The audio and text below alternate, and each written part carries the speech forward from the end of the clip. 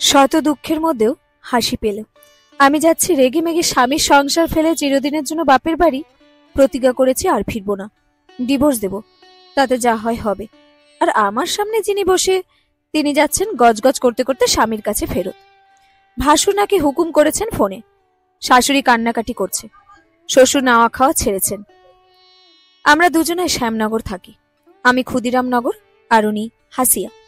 তবে এই বউটিকে আমি চিনি না, কোনোদিন দেখিনি, রাস্তাঘাটেও না। আমরা দুজনই সমবয়সী। ওনার নাম পূর্ণিমা আর আমার নাম অদ্রিজা। আমাদের পরিচয় ট্রেনে। পূর্ণিমা কথায় কথায় বলল তার বাপের বাড়ি দ্বারকেশ্বর নদীর পাড়ে ঘাসুয়া, আরামবাগ থেকে বাসে অনেকটা, ডঙ্গলের কাছাকাছি।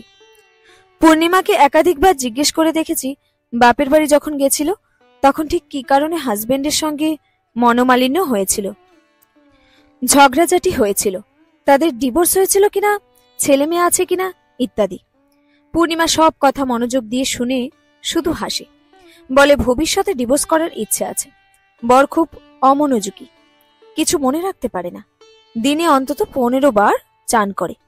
পৌষ মাসেও নাকি তার শরীর গরম থাকে, একই কথা 30 বার জিজ্ঞেস করে। দাদার হুকুমে চলে, কিছুতেই আলাদা হবে না। ছিচকাদুনি ভাব আছে। পূর্ণিমা খুব ঝাঁঝালো মেয়ে। টিনের তোরঙ্গ পেটালে যেমন আওয়াজ হয় ঠিক তেমন শব্দে কথা বলে। ট্রেনের ঝমঝম তার গলার কাছে নস্যি। বরের সব গুণ ব্যাখ্যা করে অট্টহাসিতে আমোদিত করে তুলল চারিদিক।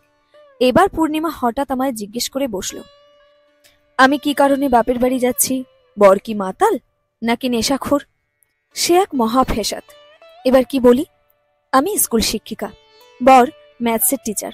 সে বেচারি কথা বলে কম, সারাক্ষণ শেয়ার বেচাকেনা করে। দুটো মনের কথা বলতে গেলে নিফটিতে কত বাড়লো, টাটা স্কাই এখন কি পজিশনে আছে তার ব্যাখ্যা দেবে, এসআইপিতে কত রিটার্ন দিচ্ছে তা শুনতে হবে। নিপাট কাঠখোট্টা, অসভ্য বা চরিত্রহীন নয়। আমাদের নতুন বিয়ে হয়েছে, কোথায় একটু তিরিং বিরিং করব, হাতে হাত রেখে সমুদ্রের পাড়ে ঘুরবো, উটি গিয়ে দুজন দুজনের চোখ পানে চেয়ে অনেকক্ষণ তাকিয়ে থাকবো, তা না সারাদিন ল্যাপটপ আর কেনা বেচা। হেসে বললাম, কি বলবো পূর্ণিমা, লোকটি বড় নিরস। ওকে নিয়ে গ্রাম থেকে চলে এসেছিলাম আলাদা হয়ে সুখে থাকবো বলে, নিরিবিলিতে থাকবো বলে। সে আমায় এক শূন্যতা দিয়েছে, জাস্ট হাঁপিয়ে উঠেছি, আর পারছি না। এখন মনে হয় অবহেলা করে। পূর্ণিমা এবার অবাক হয়ে চোখ গোল গোল করে বলল, বলো কি, আমিও তো বরকে ফ্ল্যাট কিনতেই বলেছি। ক্ষুদিরামনগরে কত সস্তা ফ্ল্যাট, কত করে বললাম, তাও কিছুতেই কিনছে না। বরকে নিয়ে একটু আলাদা হয়ে দুটো মনের কথা বলবো, তার সুযোগ নেই। বাড়ি ভর্তি লোক, ক্যাচুর ম্যাচুর আওয়াজ সারাদিন, ভাসুর শ্বশুর যা ননদ, আত পাগলা দেওয়ার, ওহ যেন লালনের মেলা। মাঝে মাঝে সন্ধে হরি সংকীর্তন, শাশুড়ির বান্ধবীদের হল্লা, আর পারি না। তুমি তো তাহলে সুখেই আছো। পূর্ণিমার মুখে সুখের কথা শুনে অদ্রিজা হেসে ফেলল, তারপর বাহাত নাড়িয়ে চোখে মুখে বিস্ময় ফুটিয়ে বলল, ভাই কিসে সুখ আর কিসে অসুখ আমরা সম্ভবত বুঝি না। তোমার যেটা অসুবিধা আমার সেটাই সুবিধা, তোমার যা পেলে সুখ আমার সেটি পেলে মন খারাপ। কি করা যায় বলো তো? পূর্ণিমা এবার ট্রেনের কামরা ফাটিয়ে হাসলো, তারপর অবাক করে দিয়ে বলল, আমার বাড়ি একবার আসো, দেখতে পারো ক্যাচাল কাকে বলে। পূর্ণিমার কথা শুনে স্বাদ হলো ওদের যৌথ পরিবারটি একবার দেখার, ওর বরটাকে দেখার। শ্যামনগরে যেহেতু আমাদের বাড়ি, সময় করে যাব একদিন, কথা দিলাম। কিন্তু কিছুতেই বুঝে পারলাম না পূর্ণিমার অসুবিধা কোথায়। ও তো ভালোই আছে, ভরা সংসার, চারদিক লোকজন, হইচই। যাকে চোখে না দেখলে বোঝা যাবে না আসল রহস্য। যা কোনোদিন করি না তাই করলাম, অচেনা এক মেয়ের ফোন নাম্বার চেয়ে নিলাম।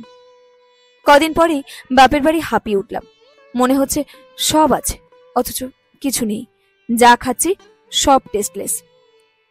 আমি বাদে সবাই সুখী, মনে শরীরেও কেমন একটা অস্থির ভাব, কি যেন না পাওয়ার একটা অদম্য অনুভূতি।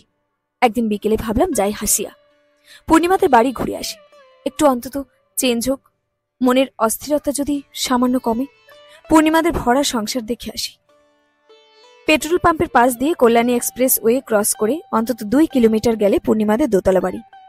কয়েক বিঘে নিয়ে ওদের ভদ্রাসন। আম, জাম, কাঁঠাল, বাঁশবাগান দিয়ে ঘেরা। একপাশে একটি ছোট্ট পুকুর। দুটি বাচ্চা ছেলে ছিপ ফেলে এক দৃষ্টিতে চেয়ে আছে জলে। পুকুরের পাশ দিয়ে সিমেন্ট বাঁধানো বাড়ি ঢোকার রাস্তা। আমায় দেখে পূর্ণিমা হৈ হৈ করে উঠল। হেসে দৌড়ে এসে জড়িয়ে ধরে বলল, আমি ভাবতেই পারিনি তুমি আসবে। আগে বলো, তুমি আমার সই হবে, নইলে কথা বলবো না। এই তো ভারী অদ্ভুত মেয়ে, ট্রেনে একরকম, বাড়িতে আর একরকম। এখন ওর সঙ্গে কথা বলতে গেলে আগে ওর বন্ধু হতে হবে। ভদ্রতার খাতিরে বললাম, ঠিক আছে, তাই হলাম, চলো তোমার সংসার দেখি। পূর্ণিমা আরও একবার অবাক করে দিয়ে বলল, দাঁড়াও, সই এমনি এমনি হয় নাকি?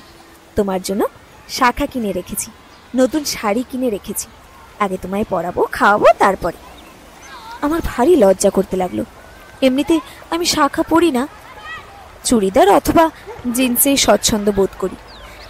তাছাড়া একদিনের পরিচয়ে আমার জন্য শাখা শাড়ি কিনে রাখবে, এটা ভাবা যায় না, অকল্পনীয়, বাড়াবাড়িও বটে। আমি একটু রেগেই বললাম, এসব করতে গেলে কেন?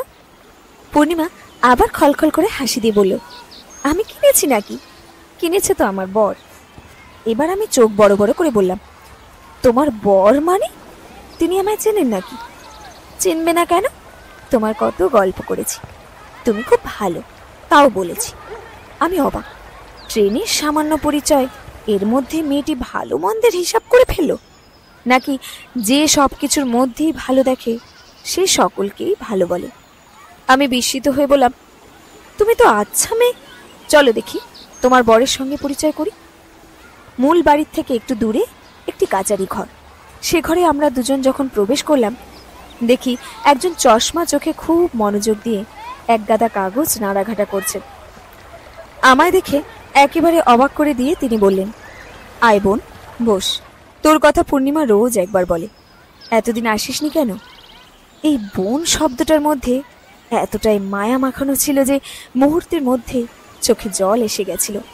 তৎক্ষণাৎ কি বলবো ভেবে পাচ্ছিলাম না, কিছু একটা বলতে হয়, তাই বললাম, আপনি ভালো আছেন? লোকটি কাগজ ফেলে চশমার ওপর দিয়ে আমার দিকে তাকিয়ে বিস্মিত হয়ে বলল, সে কি রে, আমি তোর দাদা না? আপনি করে বলছিস কেন রে? তুই করে বল।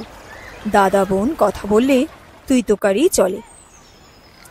লোকটির ব্যক্তিত্ব, কথা বলার ধরন, আদর মাখানো কণ্ঠস্বর আমাকে এতটাই মুগ্ধ করলো যে সত্যি সত্যি মনে হলো এ আমার দাদা। বাবা মায়ের আমি সিঙ্গেল চাইল্ড। দাদার আদর কোনোদিন পাইনি। চোখের জল কিছুতেই আটকাতে পারলাম না, টপ টপ করে পড়তে লাগলো আমার দুগাল বেয়ে। আমার মনে হতে লাগলো পূর্ণিমা সত্যি সত্যি ভাগ্যবতী। দাদা আবার হেসে বলল, কি কাণ্ড দেখো, এই বাড়ি ফেলে, মা বাবা ফেলে, আত্মীয় স্বজন ফেলে ফ্ল্যাটে যেতে কি ইচ্ছে করে বল? পূর্ণিমা গো ধরেছে, ফ্ল্যাট কিনবে। এই দেখ ফ্ল্যাটের নকশা, কোনটা পছন্দ হয় বল তো দেখি। এ সময় পূর্ণিমা দৌড়ে গিয়ে কাগজটি ছো মেরে হাতে নিয়ে বলল, কই দেখি দেখি, সত্যি ফ্ল্যাট কিনবে? পূর্ণিমার উৎসাহ দেখে খুব ভালো লাগছিল, কিন্তু নিজের অভিজ্ঞতার সাথে মিশিয়ে মন চাইছিল বারবার বলতে, খবরদার যেন ফ্ল্যাট না কেনে, আলাদা না হয়। কিছু বলতে না পেরে চুপ করে গেলাম। ফ্ল্যাটের প্ল্যান দেখাবে বলে পূর্ণিমা এবার আমার দিকে তাকিয়ে অবাক হয়ে বলল, কি হলো সই, তোমার চোখে জল?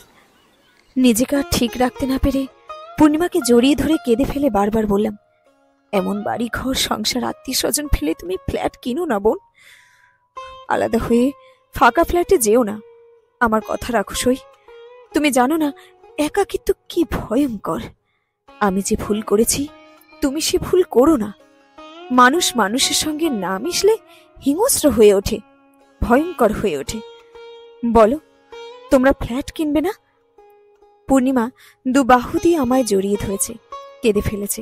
অনেকক্ষণ পর ধীরে ধীরে আমায় ছেড়ে দু চোখ মুছে হেসে মাথা নিচু করে বলল, তাহলে তুই আমার বোন হবি বল? আমি আরেকবার দুহাত বাড়িয়ে দিতেই পূর্ণিমা ঝাঁপিয়ে পড়ে আমার বুকে মুখ লুকিয়ে রইল অনেকক্ষণ, যেন একটি নিষ্পাপ শিশু আমার বুকে, একটা পবিত্র ফুল। শেষ হলো আজকের গল্প। বোন, কলমে বাবুরাম মণ্ডল।